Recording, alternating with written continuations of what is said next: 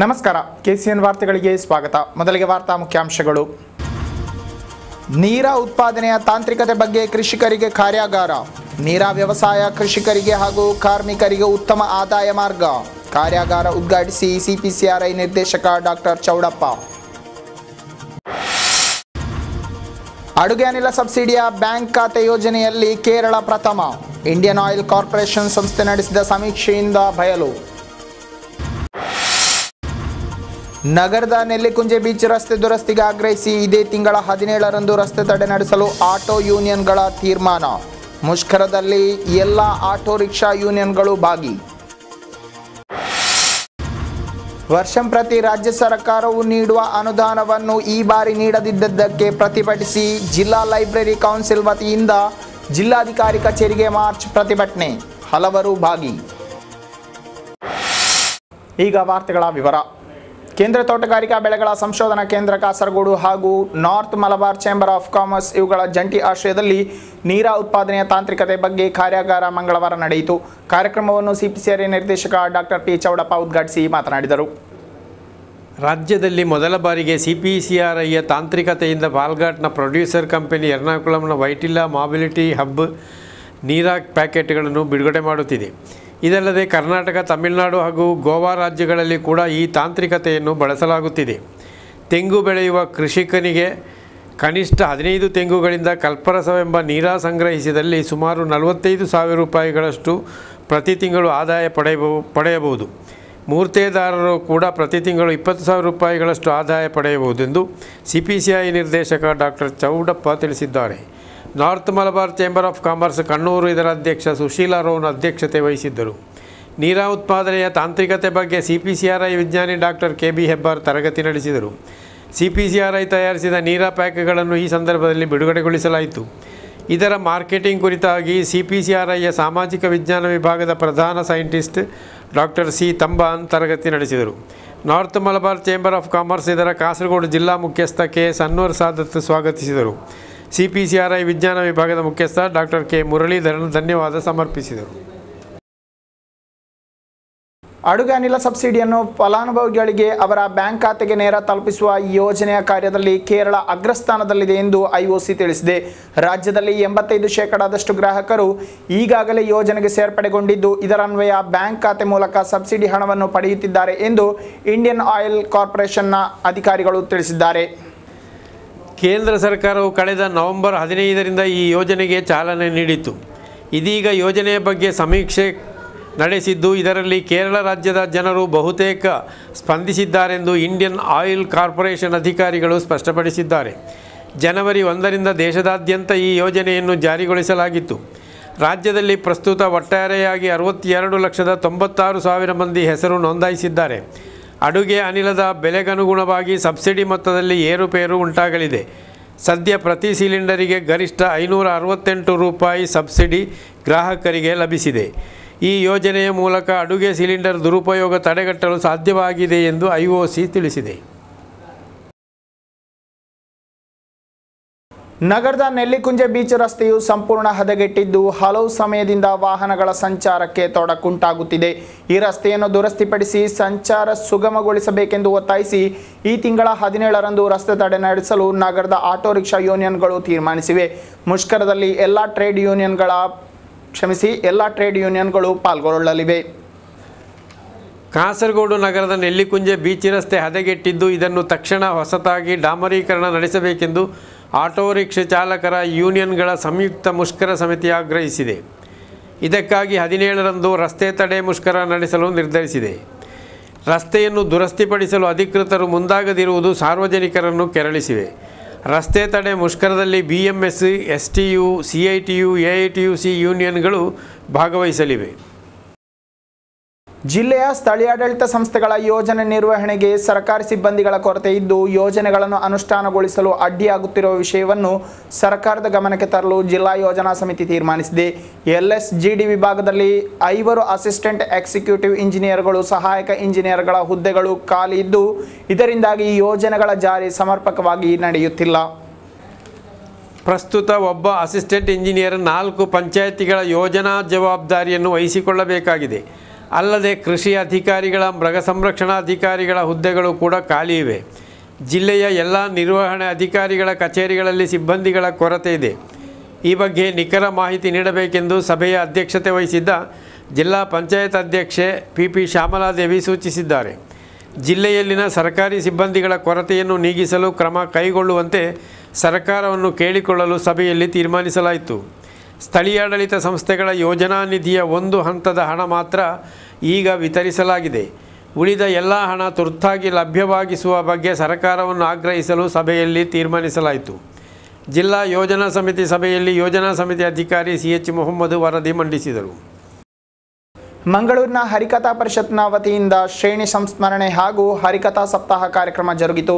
ಕೂಡ್ಲು ಗುಡ್ಡೆ ದೇವಸ್ಥಾನದಲ್ಲಿ ಕಾರ್ಯಕ್ರಮ ನಡೆಯಿತು. ಹರಿಕಥಾ ಪರಿಷತ್ನ ಅಧ್ಯಕ್ಷ ಕೆ ಮಹಾಬಲ ಶೆಟ್ಟಿಯವರ ಅಧ್ಯಕ್ಷತೆಯಲ್ಲಿ ನಡೆದ ಕಾರ್ಯಕ್ರಮವನ್ನು ಹರಿದಾಸ ಶಮ್ನಾಡಿಗ ಉದ್ಘಾಟಿಸಿದರು. ಬಳಿಕ ಮಾತನಾಡಿದ ಅವರು, ಕನ್ನಡ ಸಾಹಿತ್ಯಕ್ಕೆ ಸಾಕಷ್ಟು ಕೊಡುಗೆ ನೀಡಿರುವ ದಾಸ ಸಾಹಿತ್ಯಕ್ಕೆ ಸೂಕ್ತ ಸ್ಥಾನಮಾನ ಸಿಗುವಂತಾಗಬೇಕು ಎಂದು ತಿಳಿಸಿದರು.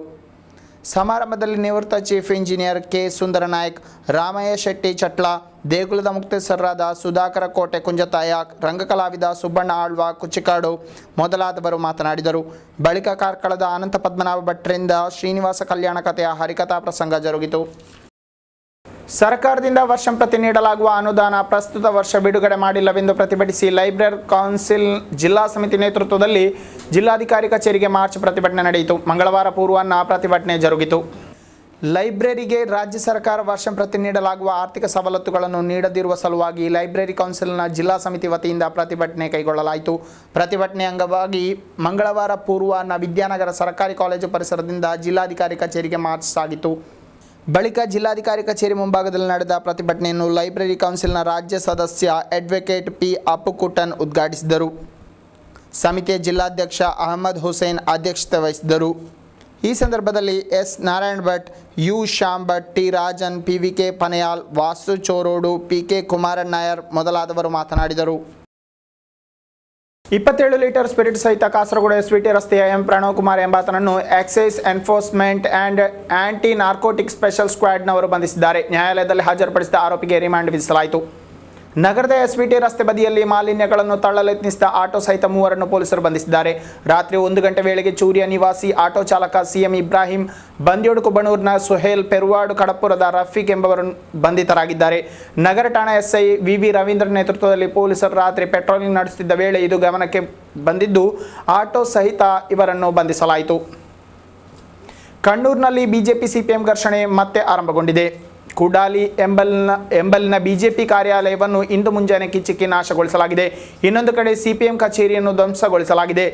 2 ವಾರಗಳ ಹಿಂದೆ ಕಣ್ಣೂರು ಜಿಲ್ಲೆಯಲ್ಲಿ ಆರಂಭಗೊಂಡ ಘರ್ಷಣೆಯಲ್ಲಿ ಓರ್ವ ಕೊಲೆಗೀಡಾಗಿದ್ದು 2 ಪಕ್ಷಗಳ ಕಚೇರಿಗಳು ಧ್ವಂಸಗೊಂಡಿದ್ದವು. ಮಂಜೇಶ್ವರದ ಕುಂಜತೂರಿನಲ್ಲಿ ರಿಕ್ಷಾಕ್ಕೆ ಅಧಿಕೃತ ಪಾರ್ಕಿಂಗ್ ವ್ಯವಸ್ಥೆ ಇದ್ದರೂ ರಿಕ್ಷಾ ಚಾಲಕರು ಅಲ್ಲಿಗೆ ಹೋಗದೆ ಬಸ್ ನಿಲ್ದಾಣದ ಹಿಂಭಾಗದಲ್ಲಿ ಪಾರ್ಕಿಂಗ್ ಮಾಡುತ್ತಿದ್ದಾರೆ ಎಂಬ ಆರೋಪ ಉಂಟಾಗಿದೆ. ಇಲ್ಲಿ ರಿಕ್ಷಾವನ್ನು ಅಡ್ಡದಿಡ್ಡಿಯಾಗಿ ನಿಲ್ಲಿಸುವುದರಿಂದ ಸಾರ್ವಜನಿಕರಿಗೆ ಹಾಗೂ ಇತರ ವಾಹನಗಳಿಗೆ ಈ ದಾರಿಯಾಗಿ ಸಂಚರಿಸುವುದಕ್ಕೆ ಕಷ್ಟವಾಗುತ್ತಿದೆ ಎನ್ನಲಾಗಿದೆ. ಇಲ್ಲಿ ಪಾರ್ಕಿಂಗ್ ಮಾಡದಂತೆ ಪೊಲೀಸರು ಹಲವು ಬಾರಿ ಸೂಚನೆ ನೀಡಿದರೂ ಅದಕ್ಕೆ ಚಾಲಕರು ಕಿಮ್ಮತ್ತಿನ ಬೆಲೆ ನೀಡುತ್ತಿಲ್ಲವೆನ್ನಲಾಗಿದೆ. ಆಟೋ ರಿಕ್ಷಾಕ್ಕೆ ಗೊತ್ತುಪಡಿಸಿದ ಸ್ಥಳ ಖಾಲಿಯಾಗಿ ಇದ್ದು ರಿಕ್ಷಾದಲ್ಲಿ ತೆರಳಲು ರಿಕ್ಷಾ ಪಾರ್ಕಿಂಗಿನತ್ತ ಹೆಜ್ಜೆ ಹಾಕಿದರೆ ಅಲ್ಲಿ ರಿಕ್ಷಾಗಳೇ ಇರುವುದಿಲ್ಲ. ಆದರೆ ಪಾರ್ಕಿಂಗ್ ಇಲ್ಲದ ಸ್ಥಳಕ್ಕೆ ಹೋಗಿ ನೋಡಿದರೆ ರಿಕ್ಷಾಗಳ ಸಾಲು ಸಾಲೇ ಇರುತ್ತದೆ. ಇದು ಕುಂಜತೂರು ಬಸ್ ನಿಲ್ದಾಣದ ಹಿಂಭಾಗದಲ್ಲಿ ಕಂಡುಬರುವ ಸಾಮಾನ್ಯ ದೃಶ್ಯ. ಇಲ್ಲಿ ರಿಕ್ಷಾಗಳನ್ನು ಎಲ್ಲೆಂದರಲ್ಲಿ ನಿಲ್ಲಿಸಲಾಗುತ್ತಿದೆ. ಈ ಅನಧಿಕೃತ ಪಾರ್ಕಿಂಗಿನಿಂದಾಗಿ ಸಾರ್ವಜನಿಕರಿಗೆ ಹಾಗೂ ಆ ದಾರಿಯಾಗಿ ಸಂಚರಿಸುವ ವಾಹನಗಳ ಸುಗಮ ಸಂಚಾರಕ್ಕೆ ತಡೆಯಾಗುತ್ತಿದೆ ಎಂದು ನಾಗರಿಕರು ದೂರುತ್ತಾರೆ.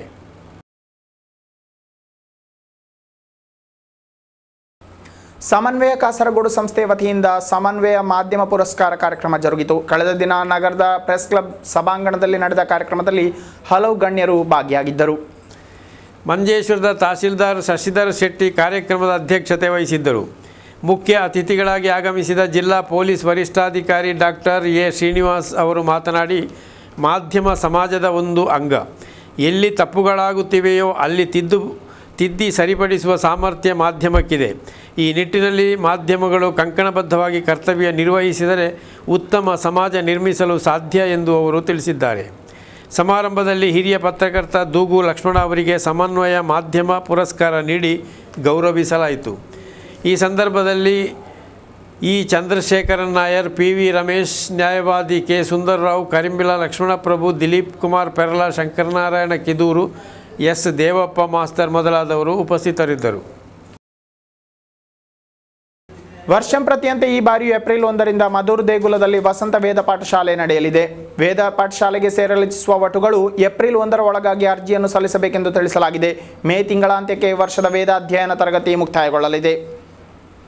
ಕಾರು ಡಿಕ್ಕಿ ಹೊಡೆದು ಗಂಭೀರ ಗಾಯಗೊಂಡಿದ್ದ ಮಹಿಳೆ ಮೃತಪಟ್ಟಿದ್ದಾರೆ. ಮಧುರ್ ಸಮೀಪದ ಪಟ್ಲ ನಿವಾಸಿ ನಾರಾಯಣ ಎಂಬವರ ಪತ್ನಿ 65 ವರ್ಷ ಪ್ರಾಯದ ಲಕ್ಷ್ಮಿ ಮೃತ ದುರ್ದೈವಿ. ಇದೇ ತಿಂಗಳ 2ರಂದು ಅಣಂಗೂರು ಬಳಿ ಇವರು ರಸ್ತೆ ಬದಿ ನಡೆದುಕೊಂಡು ಹೋಗುತ್ತಿದ್ದಾಗ ಕಾರೊಂದು ಡಿಕ್ಕಿ ಹೊಡೆದಿತ್ತು. ಗಂಭೀರ ಗಾಯಗೊಂಡಿದ್ದ ಲಕ್ಷ್ಮಿಯವರನ್ನು ಮಂಗಳೂರಿನ ಆಸ್ಪತ್ರೆಗೆ ದಾಖಲಿಸಲಾಗಿತ್ತಾದರೂ ಚಿಕಿತ್ಸೆ ಫಲಕಾರಿಯಾಗದೆ ಸೋಮವಾರ ರಾತ್ರಿ ಕೊನೆಯುಸಿರೆಳೆದಿದ್ದಾರೆ. ಮೃತರು ಓರ್ವ ಪುತ್ರ ಹಾಗೂ ಪುತ್ರಿಯನ್ನು ಹೊಂದಿದ್ದಾರೆ. ವಿಶ್ವಕಪ್ ಕ್ರಿಕೆಟ್ ಪಂದ್ಯಾವಳಿಯಲ್ಲಿ ವಿಶ್ವ ಚಾಂಪಿಯನ್ರು ಕ್ರಿಕೆಟ್ ಹಸುಕೂಸು ಐರ್ಲೆಂಡ್ ಅನ್ನು ಸುಲಭವಾಗಿ ಬಗ್ಗು ಬಡಿದಿದ್ದಾರೆ. ಮಂಗಳವಾರ ನ್ಯೂಜಿಲೆಂಡಿನ ಹ್ಯಾಮಿಲ್ಟನ್ನಲ್ಲಿ ನಡೆದ ಪಂದ್ಯದಲ್ಲಿ ಭಾರತ 8 ವಿಕೆಟ್ಗಳಿಂದ ಭರ್ಜರಿ ಜಯಗಳಿಸಿದೆ. ಈ ಮೂಲಕ ಗ್ರೂಪ್ ಬಿಯಲ್ಲಿ 10 ಅಂಕಗಳೊಂದಿಗೆ ಅಗ್ರಸ್ಥಾನವನ್ನು ಖಚಿತಪಡಿಸಿಕೊಂಡಿದೆ. ಮಂಗಳವಾರ ಹ್ಯಾಮಿಲ್ಟನ್ನಲ್ಲಿ ಭಾರತದ ಕಾಲಮಾನ ಪ್ರಕಾರ ಬೆಳಿಗ್ಗೆ 6:15ಕ್ಕೆ ಆರಂಭವಾದ ಪಂದ್ಯದಲ್ಲಿ ಮೊದಲು ಬ್ಯಾಟ್ ಮಾಡಿದ ಐರ್ಲೆಂಡ್ ನಿಗದಿತ ಓವರ್ಗಳಲ್ಲಿ 259 ರನ್ ಎಂಬ ಸಾಧಾರಣ ಮೊತ್ತ ಕಲೆ ಹಾಕಿತು. ನಿಧಾನಗತಿಯಲ್ಲಿ ಬ್ಯಾಟಿಂಗ್ ಆರಂಭಿಸಿದರೂ ಉತ್ತಮ ಜತೆಯಾಟ ಐರ್ಲೆಂಡ್ಗೆ ಲಭಿಸಿತ್ತು. ಮಧ್ಯಮ ಹಾಗೂ ಕೆಳ ಕ್ರಮಾಂಕದ ಬ್ಯಾಟ್ಮನ್ಗಳು ದೊಡ್ಡ ಹೊಡೆತಕ್ಕೆ ಯತ್ನಿಸಿ ಬೇಗನೆ ವಿಕೆಟ್ ಕಳೆದುಕೊಂಡು ಅಂತಿಮವಾಗಿ 49 ಓವರ್ಗಳಲ್ಲಿ 259 ರನ್ನುಗಳಿಗೆ ಸರ್ವಪತನ ಕಂಡಿತು. ಐರ್ಲೆಂಡ್ ಪರವಾಗಿ ನೀಲ್ ಓಬ್ರಿಯಾನ್ 75 ಹಾಗೂ ವಿಲಿಯಂ 67 ರನ್ ಗಳಿಸಿ ತಂಡಕ್ಕೆ ಚೇತರಿಕೆ ನೀಡಿದ್ದರು. ಭಾರತದ ಪರವಾಗಿ ಮೊಹಮ್ಮದ್ ಶಮಿ 3, ಆರ್ ಅಶ್ವಿನ್ 2 ಹಾಗೂ ಇತರರು ತಲಾ 1 ವಿಕೆಟ್ ಪಡೆದರು.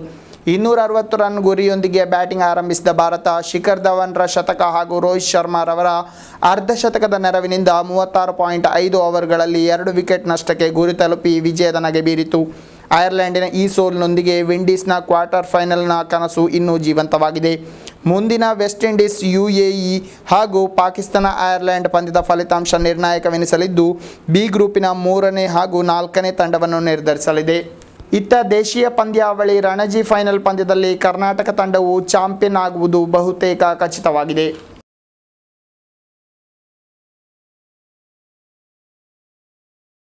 ಯುವಕನಿಗೆ ಹಲ್ಲೆಗೈದ ಸಂಬಂಧ ವ್ಯಕ್ತಿ ವಿರುದ್ಧ ಪ್ರಕರಣ ದಾಖಲಾಗಿದೆ. ಹೊಸಂಗಡಿ ಸಮೀಪದ ದುರ್ಗಿಪಳ್ಳ ನಿವಾಸಿ 23 ವರ್ಷ ಪ್ರಾಯದ ಅರುಣ್ ಕುಮಾರ್ ಹಲ್ಲೆಗೊಳಗಾದವರು. ಇವರನ್ನು ಸ್ಥಳೀಯ ಆಸ್ಪತ್ರೆಗೆ ದಾಖಲಿಸಲಾಗಿದೆ.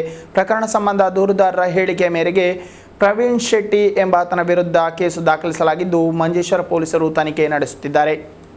ಕೊನೆಗೆ ಮತ್ತೊಮ್ಮೆ ವಾರ್ತೆಗಳ ಮುಖ್ಯಾಂಶಗಳು. ನೀರ ಉತ್ಪಾದನೆಯ ತಾಂತ್ರಿಕತೆ ಬಗ್ಗೆ ಕೃಷಿಕರಿಗೆ ಕಾರ್ಯಾಗಾರ. ನೀರಾ ವ್ಯವಸಾಯ ಕೃಷಿಕರಿಗೆ ಹಾಗೂ ಕಾರ್ಮಿಕರಿಗೆ ಉತ್ತಮ ಆದಾಯ ಮಾರ್ಗ. ಕಾರ್ಯಾಗಾರ ಉದ್ಘಾಟಿಸಿ CPCRI ನಿರ್ದೇಶಕ ಡಾಕ್ಟರ್ ಚೌಡಪ್ಪ. ಅಡುಗೆ ಅನಿಲ ಸಬ್ಸಿಡಿಯ ಬ್ಯಾಂಕ್ ಖಾತೆ ಯೋಜನೆಯಲ್ಲಿ ಕೇರಳ ಪ್ರಥಮ. ಇಂಡಿಯನ್ ಆಯಿಲ್ ಕಾರ್ಪೊರೇಷನ್ ಸಂಸ್ಥೆ ನಡೆಸಿದ ಸಮೀಕ್ಷೆಯಿಂದ ಬಯಲು. ನಗರದ ನೆಲ್ಲಿಕುಂಜೆ ಬೀಚ್ ರಸ್ತೆ ದುರಸ್ತಿಗೆ ಆಗ್ರಹಿಸಿ ಇದೇ ತಿಂಗಳ 17ರಂದು ರಸ್ತೆ ತಡೆ ನಡೆಸಲು ಆಟೋ ಯೂನಿಯನ್ಗಳ ತೀರ್ಮಾನ. ಮುಷ್ಕರದಲ್ಲಿ ಎಲ್ಲ ಆಟೋ ರಿಕ್ಷಾ ಯೂನಿಯನ್ಗಳು ಭಾಗಿ. ವರ್ಷಂಪ್ರತಿ ರಾಜ್ಯ ಸರ್ಕಾರವು ನೀಡುವ ಅನುದಾನವನ್ನು ಈ ಬಾರಿ ನೀಡದಿದ್ದಕ್ಕೆ ಪ್ರತಿಭಟಿಸಿ ಜಿಲ್ಲಾ ಲೈಬ್ರರಿ ಕೌನ್ಸಿಲ್ ವತಿಯಿಂದ ಜಿಲ್ಲಾಧಿಕಾರಿ ಕಚೇರಿಗೆ ಮಾರ್ಚ್ ಪ್ರತಿಭಟನೆ. ಹಲವರು ಭಾಗಿ. ಇಲ್ಲಿಗೆ ಇಂದಿನ ವಾರ್ತಾ ಪ್ರಸಾರ ಮುಕ್ತಾಯವಾಯಿತು. ಮುಂದಿನ ವಾರ್ತಾ ಪ್ರಸಾರದೊಂದಿಗೆ ಮತ್ತೆ ಭೇಟಿಯಾಗೋಣ. ವಂದನೆಗಳು.